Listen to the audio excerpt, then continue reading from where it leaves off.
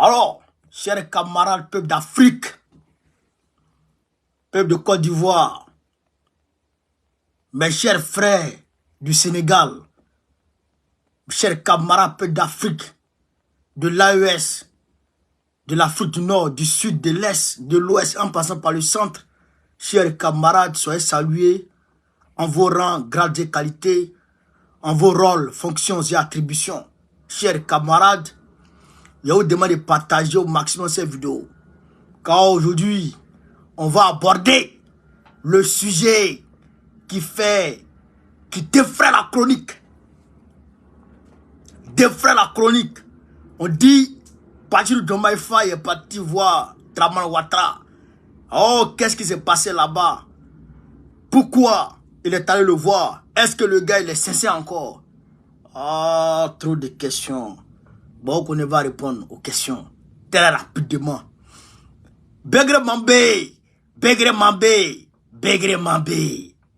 Ah non, ce monsieur, c'est l'homme le plus fou, le plus bête, le plus mouton, le plus cabri du gouvernement de Dramane Ouattara. Je ne sais pas ce monsieur-là.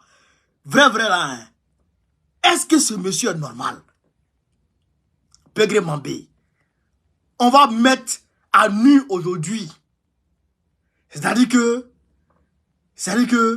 chers camarades d'Afrique, les compétences notoires de Begré Mambé aujourd'hui. Vous allez prendre ça. Et le président, le camarade patriote Ibrahim Traoré a honoré le panafricanisme hier au Ouagadougou. On va en parler bien entendu. Et aussi la démolition du zoo. On va en parler. Chers camarades d'Afrique, faites beaucoup de partages, faites beaucoup de cadeaux, mettez les cœurs, partagez au maximum, tapotez au maximum. Voilà. Donc, on va démarrer très rapidement par le sujet qui fâche. Voilà. Donc, Diomaye Faye en Côte d'Ivoire. On va... Voilà. Voilà. Voilà. Regardez, hein. Voilà.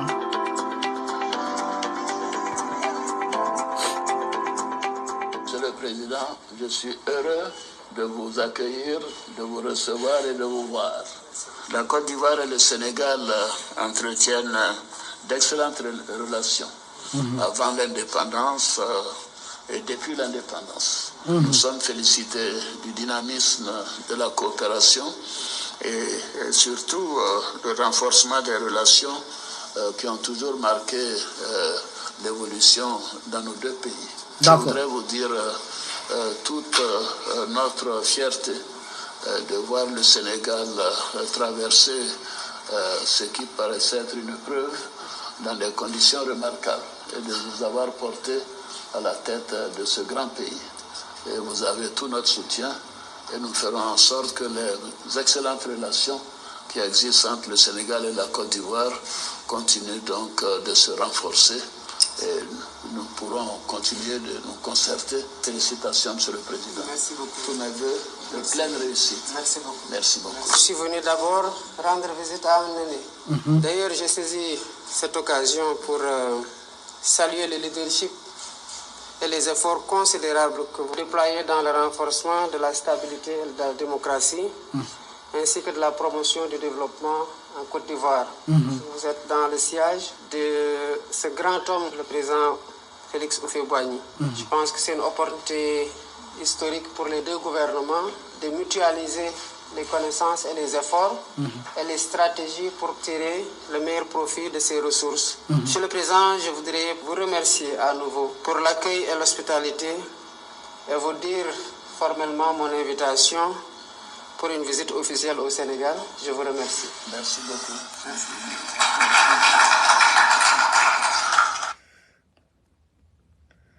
Chers camarades d'Afrique, chers camarades d'Afrique, vous venez d'écouter Dramane Ouattara et Diomaye Faye. Mais vous avez vu Vous avez entendu, mais vous n'avez pas tout vu. Parce il faut les gens qu'on connaît pour vous faire tout voir. Dans un premier temps, pour analyser déjà cette visite, il faut aller au départ, l'arrivée de Diomaye Faye. Non, d'abord, le départ de Diomaye Faye. D'accord? Diomaye Faye a pris l'avion, Sonko est venu l'accompagner à l'aéroport. Donc, ce qui revient à dire que c'est un commun accord avec Sonko qu'il est parti en Côte d'Ivoire. Ce qui revient à dire que c'est le projet là, leur projet qu'ils ont mis en place là, depuis 2007, 2014, et ensuite 2017 et 2024 là. Ce projet là, c'est dans l'élaboration, c'est dans la mise en place de ce projet là qu'il est en Côte d'Ivoire. Le projet que nous avons soutenu. D'accord? Quand il arrive en Côte d'Ivoire, qu'est-ce qui se passe? Quand Diomaye Faye arrive en Côte d'Ivoire, qu'est-ce qui se passe? C'est le vice-président qui va l'accueillir. Ça ne vous dit rien? Ça ne vous dit rien, ça? Quand Diomaye Faye rentre en Côte d'Ivoire, c'est le vice-président Temoko Merlé qui va l'accueillir. Dramane Ouattara lui-même ne se déplace pas pour aller l'accueillir en tant que son homologue président, mais il envoie le vice-président pour aller l'accueillir. Ça ne vous dit rien? Ça ne vous interpelle pas quelque chose? Ça ne vous dit rien? Alors que Diomaye Faye, il est parti en Mauritanie, c'est le président mauritanien qui l'a accueilli. Il est parti en Gambie, c'est le président gambien qui l'a accueilli. Il est parti en Guinée-Bissau, c'est le président bissau-guinéen qui l'a accueilli. En ballot. D'accord? Mettez les cœurs. D'accord? Pourquoi il arrive en Côte d'Ivoire? C'est le vice-président Temoko Merlé qui l'accueille. Imaginez un instant, Macron va en Côte d'Ivoire. Est-ce que c'est Temoko Merlé qui va l'accueillir? Hein? C'est bel et bien Dramane Ouattara lui-même qui va l'accueillir. Imaginez un instant, Joe Biden se déplace en Côte d'Ivoire. Même le président italien, quand il est arrivé, c'est Dramane qui l'accueille. Mais pourquoi dans le cas de Diomaye Faye, il ne l'accueille pas? Et d'ailleurs, quand les Ambalo arrivent en Côte d'Ivoire, les Macky Sall, quand ils arrivent en Côte d'Ivoire, qui va les accueillir? Qui allait les accueillir? C'est Dramane Ouattara lui-même qui peut les accueillir. Mais pourquoi dans le cas de Diomaye Faye, il envoie Temoko Merlé pour l'accueillir? Ça veut dire que il n'est pas content de la visite de Diomaye Faye. Mais pourquoi Dramane n'est pas content de la visite de Diomaye Faye dans un premier temps? Pourquoi Dramane veut humilier Diomaye Faye dans un premier temps? Parce que, vous savez, avant de rendre visite à un président, à son homologue, il y a un protocole à suivre. On envoie d'abord une demande. Et le protocole, le cabinet du président répond en demande. Parce que tu envoies, tu dis, je vais voir le président pour une visite d'amitié. Mais le contenu de la visite là, tu veux parler de quoi? On veut savoir, tu veux parler de quoi? Au moins. Vous comprenez ça? Tu veux parler de quoi? On veut savoir ça. Donc quand tu dis, tu veux parler de tant, là maintenant, le président se prédispose à t'attendre. Lui, il se prépare. Lui se prépare à t'attendre. Lui aussi, il fait ses recherches, il place ses pions pour t'attendre, pour t'accueillir. Donc, ça veut dire que le contenu de la visite, là, le contenu, le sujet dont ils ont parlé, là, ça n'a pas plu à Dramane Ouattara. Mais c'est quoi le sujet? Avant d'attaquer la forme de leur comment on appelle ça, de leur rencontre là, de leur discours là, de leur discours conjoint là, de leur conférence là, avant d'attaquer la forme de cette conférence, il faut que d'abord on essaie de voir c'est quoi le sujet dont ils ont parlé. Chers camarades, vous êtes sans ignorer que Macron Depuis que Diomaye Faye a été élu, il a fait des gesticulations pour essayer de s'inviter au Sénégal à l'investiture de Diomaye Faye. Il a essayé de s'inviter à l'investiture de Diomaye Faye et Diomaye Faye a refusé. Vous avez compris à ce moment que les chaînes, les médias français étaient en train de bavarder. Le Sénégal va sortir du franc CFA. Le Sénégal va sortir du franc CFA. C'est la rupture. C'est la rupture. Vous avez entendu ça? Il y a un programme de sortie du franc CFA que le Sénégal a élaboré avec Diomaye Faye. Est-ce que vous comprenez ça? Ceux-là, ils ont déjà élaboré un mécanisme de sortie du franc CFA. Un mécanisme de rupture totale de la zone ouest africaine avec le vieux monde.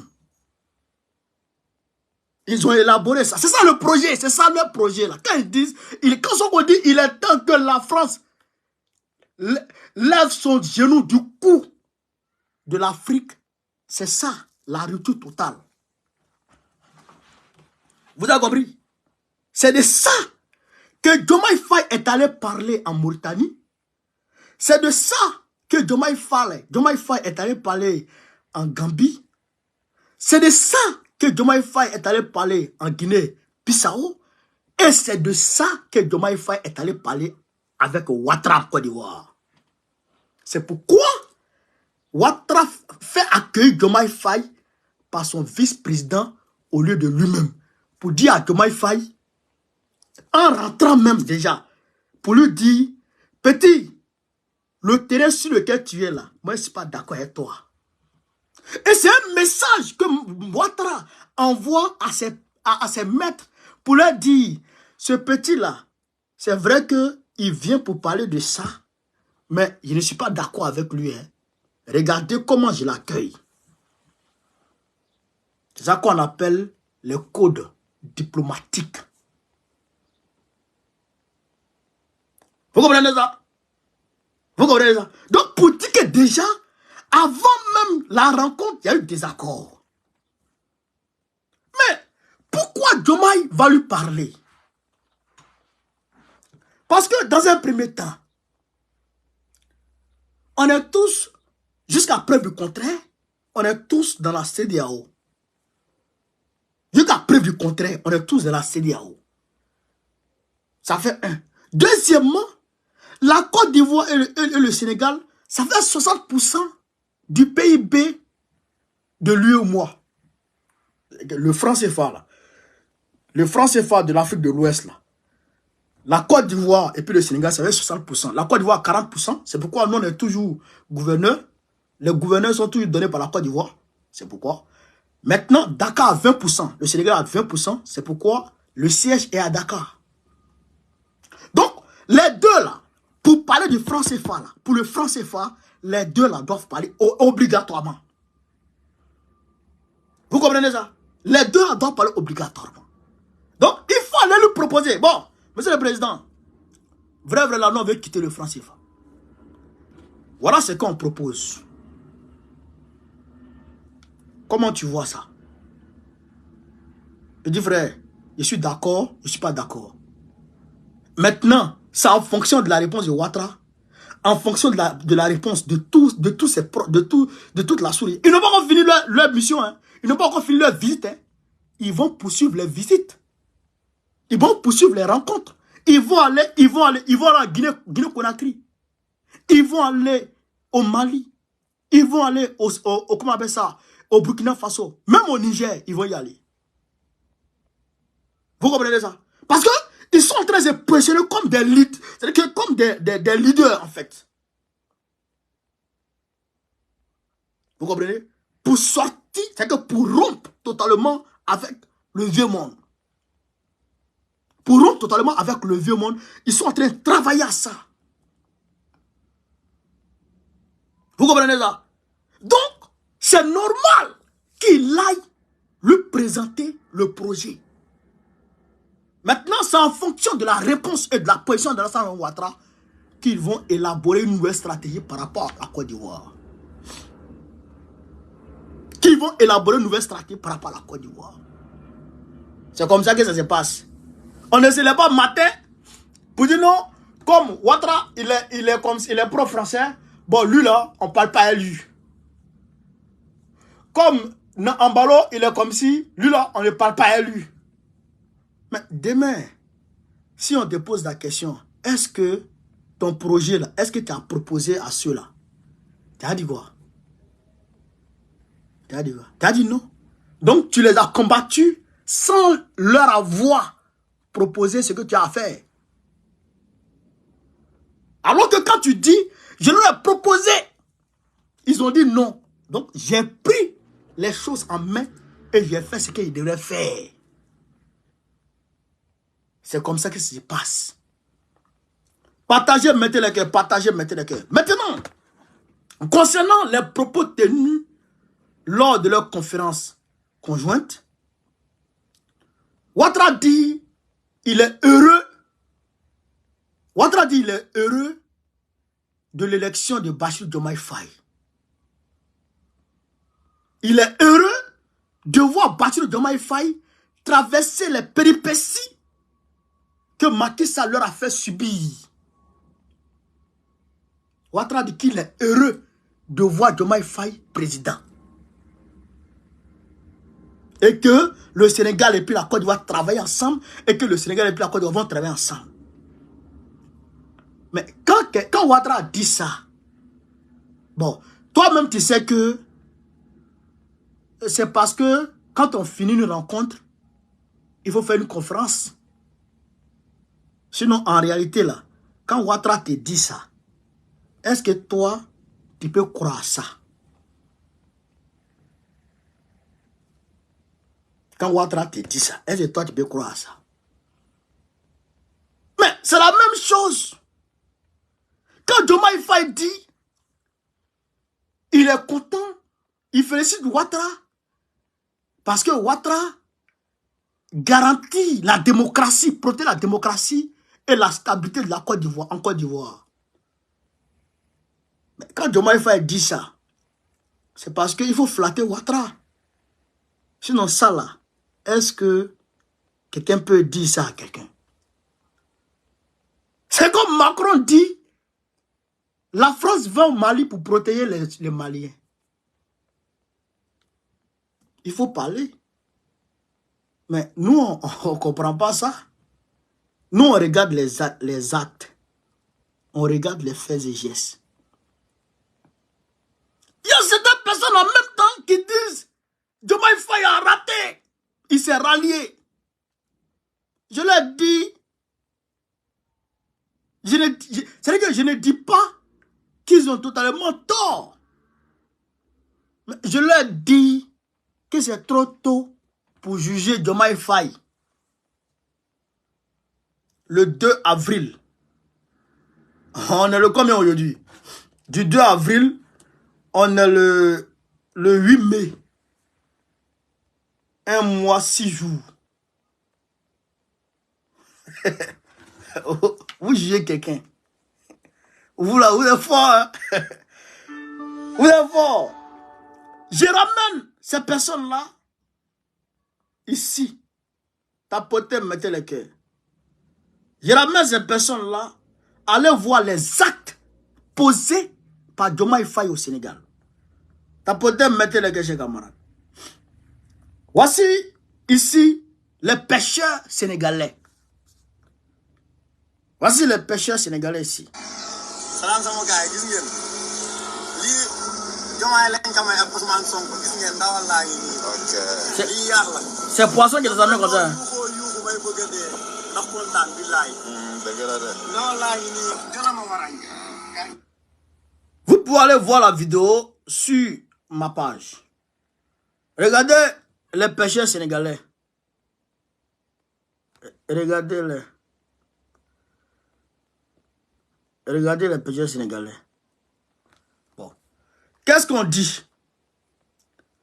On dit maintenant, que l'État du Sénégal a suspendu certaines licences de pêche de gros bateaux étrangers, les pêcheurs sénégalais se réjouissent de l'abondance de poissons et par ricochet découvrent la joie d'aller pêcher sans risque de rentrer bredouille. Donc, déjà, il a commencé à suspendre des licences. Des gros navires qui partaient racler tout le poisson des Sénégalais. Maintenant, tu pêches maintenant en haute mer. Il ne faut plus venir vers les côtes pour venir m'aider les pêcheurs sénégalais. C'est fini ça. Ça, c'est les actes que le Sénégal est en train de poser. Donc, parce que Diomaye Faye allait parler pour dire Ouattara, bravo pour la démocratie, les gens disent qu'il a trahi. Bon. Je ne comprends pas. Les gens. Je ne comprends pas. Et c'est comme quand Soro Guillaume m'a appelé Ouattara pour lui dire tu as libéré Soutou Soul, bravo. Les gens disent en même temps oh, Soro Guillaume s'est rallié. Soro Guillaume s'est rallié. C'est fini. Les gens sont trop rapides. Les gens sont trop rapides dans leurs analyses, dans leurs conclusions. Les gens ne prennent pas le temps de donner le temps aux gens. Alors qu'il faut donner le temps aux gens de déployer suffisamment leur politique pour que tu puisses les juger en fonction de ça. Vous comprenez? Sinon, tu fais fausse route. Sinon, tu fais fausse route. Nous les avons dit à ce moment. Il dit non, non, non. Soro Guillaume m'a appelé Ouattara. Ce n'est pas un ralliement. Ce n'est pas un ralliement. C'est pour décrisper davantage la situation. Et vous-même, vous avez vu, Ouattara vient de dire que Soro Guillaume veut faire coup d'état sur lui. Donc, il ne faut pas être trop pressé. Pas être trop pressé. Ça ne sert à rien d'être trop pressé. Je ne vous dis pas que ceux qui disent Diomaye Faye a trahi. Moi, je ne vous dis pas, vous avez tort. Mais je vous dis, donnez-lui le temps. Donnez-lui le temps. Ça là, au moins, il mérite qu'on lui donne du temps. Voilà. Je ne sais même pas pourquoi les gens tirent des conclusions à la con. Je ne comprends pas les gens. Je ne comprends pas les gens. Pas dans la vidéo, chers camarades d'Afrique. Pas dans la vidéo. Pas dans la vidéo, pas dans la vidéo. Donc, quand on a dit ça, on va aller ici écouter le grand Begré Mambé. Le grand Begré Mambé. Partagez au maximum la vidéo. Mettez-la partout à travers le monde entier. Partagez au maximum. Mettez les cœurs, mettez les cœurs, mettez les cœurs. On va écouter ici Begré Mambé. Je ne sais pas comment les Ivoiriens, les politiques de Côte d'Ivoire s'arrangent pour donner des postes publics à ce gars. Comment? Le coût de la vie aujourd'hui. Attends. Comment on s'arrange pour donner des postes publics des Ivoiriens à Begré Mambé? Je ne comprends pas. On va l'écouter ici. Ça devient la mode, le coût de la vie. On bavarde beaucoup, hein. On bavarde beaucoup. Écoutez-le. Hein. Sur le coût de la vie. Si on était à l'école des statistiques ou à l'école des ingénieurs de génie civil, j'allais donner une seule formule. On va régler le problème en une seule formule. Voilà. Mais ici, nous avons plusieurs spécialités. C'est pourquoi je prends place auprès de vous en vous demandant pardon. Je vais dire en 3 minutes ce que c'est que le coût de la vie. Le coût de la vie, mathématiquement, est une fonction polynomiale. C'est-à-dire de plusieurs facteurs, beaucoup de facteurs. Il y a des au carré, il y a des tiers, il y a des tiers, il y a tout ce que vous voulez. C'est polynomial. Et il y a 3 facteurs essentiels dans le coût de la vie. Il y a des facteurs objectifs, c'est-à-dire qu'on peut mesurer. Il faut bien écouter, parce que quand vous serez en fonction, ils viendront vous parler du coût de la vie et ça va battre beaucoup. Ça va battre beaucoup. Il y a ce qu'on appelle grand A, les facteurs objectifs. Grand B, les facteurs subjectifs. C'est-à-dire qu'on ne peut pas mesurer, on devine. On devine. Et il y a des facteurs relatifs. Ça peut être le lieu, ça peut être Abidjan, ça peut être Korogo, ça peut être Bamako, ça peut être Conakry, ça peut être Paris, New York. Les amis, ces 3 facteurs, ce qui va faire la différence, ce sont les coefficients d'intérêt que vous allez affecter à chacun de ces facteurs. Coefficient d'intérêt. Mais si vous donnez un intérêt trop grand à des facteurs subjectifs, votre résultat ne sera pas le même que si vous donnez un coefficient très grand à des facteurs subjectifs ou relatifs ou objectifs. Donc tout dépend des coefficients. En dehors de ça, tout dépend des postulats, c'est-à-dire ce que vous prenez comme hypothèse de base. Mais il ne faut pas comparer le coût de la vie à Abidjan avec New York. Ce n'est pas la même chose. Ce n'est pas du tout la même chose. Il faut comparer des choses comparables. Alors, je vais vous demander pardon. Quand on parle du coût de la vie, il faut leur dire ça, c'est mathématique, il faut laisser. Il faut laisser. Ce qui compte, c'est les grandes valeurs que nous avons. Le taux de pauvreté en Côte d'Ivoire est passé de plus de 56% en 2011.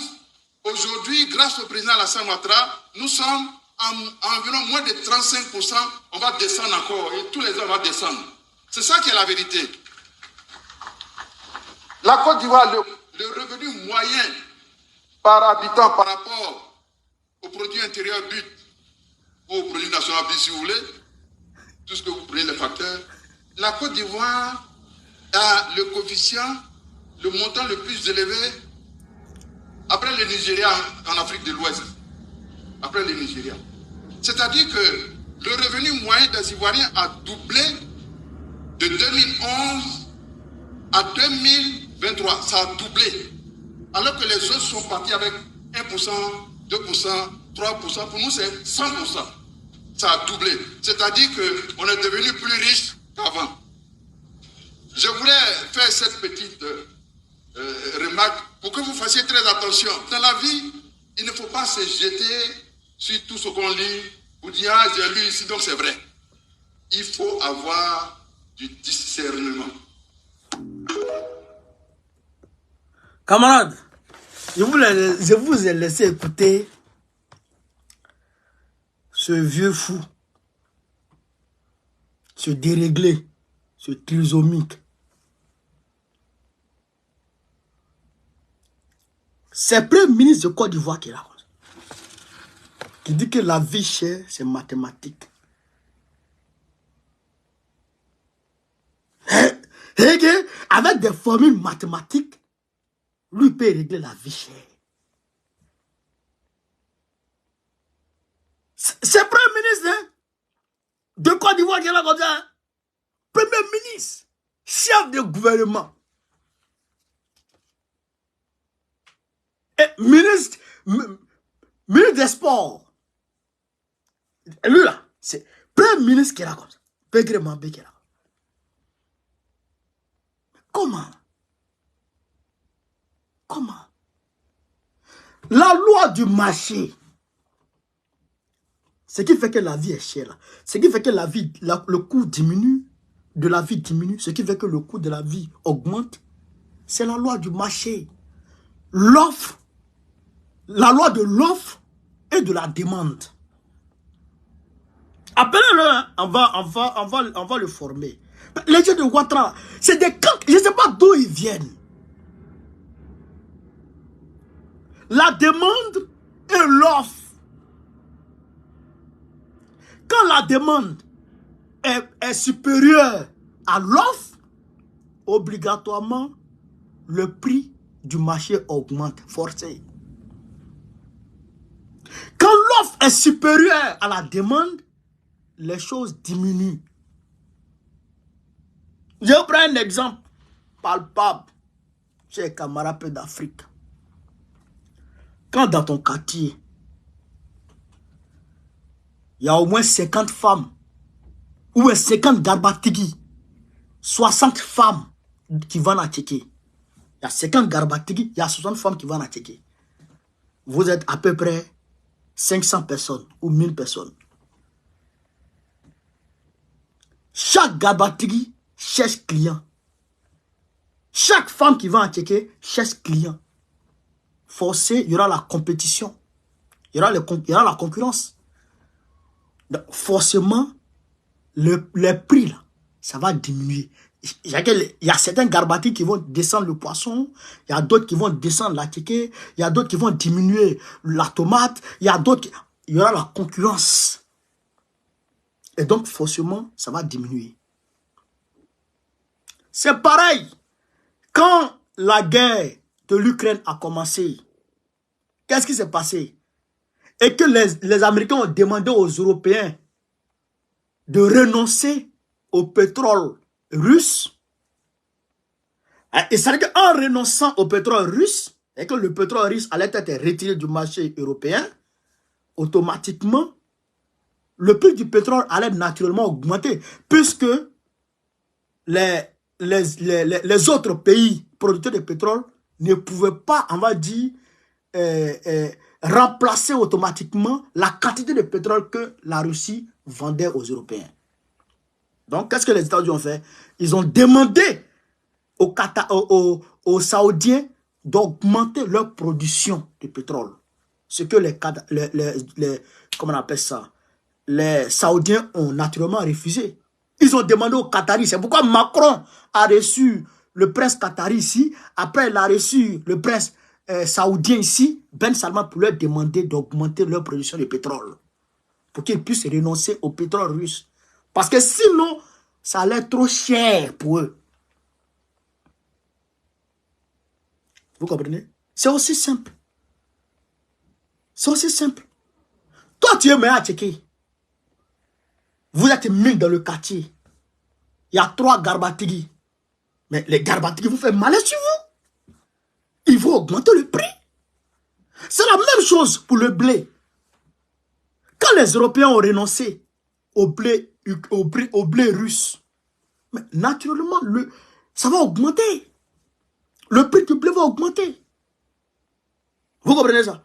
Mais revenons en Côte d'Ivoire. Revenons en Côte d'Ivoire.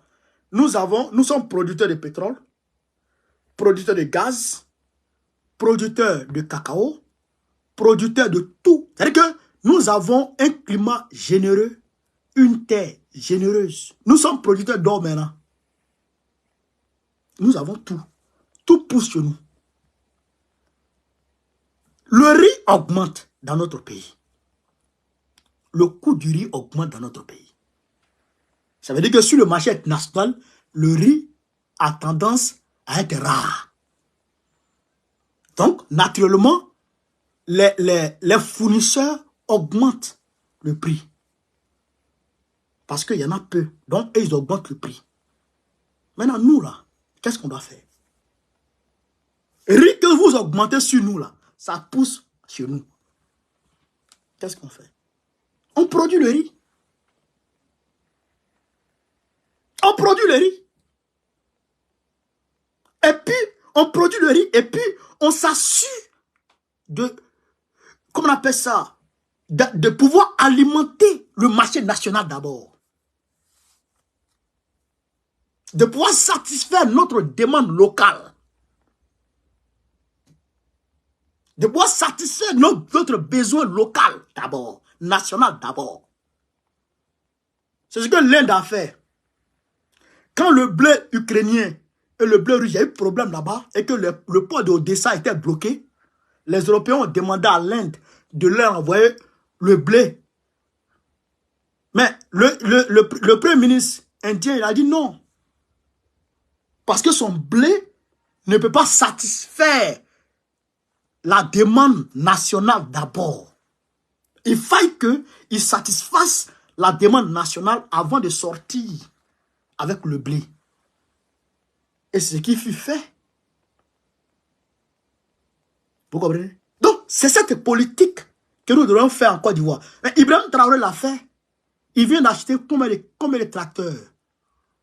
Des machines à gogo pour pouvoir exploiter la terre. Pour pouvoir satisfaire l'autosuffisance alimentaire au Burkina Faso. Est-ce qu'on doit faire en Côte d'Ivoire? Attiqué est cher. Qu'est-ce qu'on doit faire? C'est nous qui produisons l'attiqué. C'est cher. Qu'est-ce qu'on doit faire? Il faut diminuer l'exportation et augmenter la production en subventionnant ce milieu-là. En mettant à disposition des agriculteurs des moyens plus modernes. Et on satisfait le besoin local. Vous comprenez ça? Vous comprenez ça? C'est ce qu'on doit faire. Le poisson est cher. Eh bien, on fait pareil comme Sonko l'a fait. On suspend des licences. Des grands navires qui viennent racler tout le poisson de Côte d'Ivoire pour envoyer au niveau de l'Union européenne. Eh bien, on suspend beaucoup. Ou bien on leur dit d'aller loin là-bas. C'est pas fini. Cher camarade d'Afrique, c'est pas fini. On ne diminue pas le coût de la vie. Bien sûr qu'on diminue le coût de la vie. Bien sûr qu'on diminue le coût de la vie. Mais là, il n'y a pas de mathématiques à la con. Non, laissez ça, c'est mathématiques. Mais leurs moutons, là, ils vont croire à ça. Leurs moutons, là, vont croire à ça. C'est-à-dire que là même, on ne parle même pas de nationalisation d'un certain nombre d'industries. Non, on ne parle même pas de nationalisation. On parle juste de satisfaire, chers camarades d'Afrique, la production, la demande nationale, locale. On peut le faire. Le blé pousse chez nous. Le riz pousse. Le manioc pousse. L'igname pousse. Tout ce qui est agricole pousse en Côte d'Ivoire. Pourquoi c'est cher? Pourquoi c'est cher? C'est la question qu'on vous pose. Même piment, c'est cher. Alors que nous sommes producteurs de pétrole. Nous avons une raffinerie, la CIE. Mais pourquoi ne pas nationaliser le milieu, le secteur de l'hydrocarbure? Pourquoi ne pas nationaliser le secteur pétrolier et gazier? Pourquoi ne pas nationaliser? On nationalise et on fixe le prix à la pompe de nos hydrocarbures. Mais oui, on diminue le coût du carburant. Tu mets le carburant à 250 francs. Le gasoil à 250 francs le litre. Mais tu vas voir que le transport à Djamé, ça a diminué. Tu vas voir que le transport à Abidjan-Bouaké, ça a diminué. Mais c'est comme ça. C'est comme ça. Courant est cher. Qui produit l'électricité? C'est Oranov avec Bouygues qui produit notre électricité. Les centrales hydrothermiques,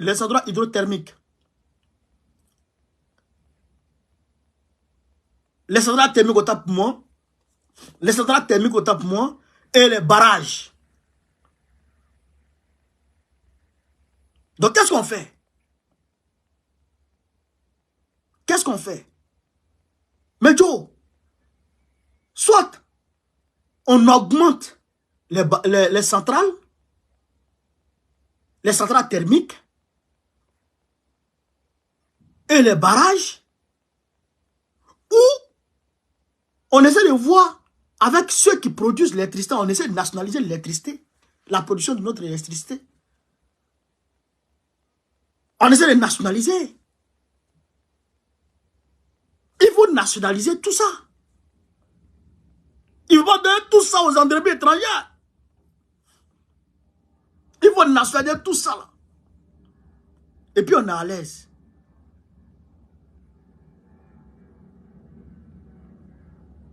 Vous comprenez ça? C'est de ça qu'il s'agit. Mais Begré Mambé, il nous envoie dans la théorie de moutons. À la con. Et quand il va dire ça, c'est moutons. Et ils croient à ça. Et ils sont contents. Compliqué. Tapoter, tapoter, tapoter, mettez le cœur. Je ne comprends pas ce qui se passe sur Facebook là. De 1600, on est descendu à 700. C'est chier là. Mettez le cœur. Voilà. Donc, chers camarades, vous avez compris ça? Ça, on va en parler le soir. Ça, on va en parler le soir. Donc, on va parler du reste le soir. C'est peut-être à Dieu. Voilà. Donc, voilà un peu, entre autres, les sujets que je voulais aborder avec vous cet après-midi là. Donc, je vous demande de continuer à partager la vidéo. Pour ceux qui veulent participer au débat, je pense qu'on ne va pas trop durer. Sur TikTok, vous pouvez déjà commencer à envoyer vos invitations et on va les accepter. Ceux qui sont sur Facebook, vous pouvez venir sur TikTok pour envoyer vos invitations. On va les accepter pour qu'on puisse débattre. Voilà. Sur ce, vive l'Afrique libre, vive le panafricanisme, vive tous les plans panafricains. Gbagbo président de Côte d'Ivoire en 2025, Inch'Allah. On est ensemble les gars, merci.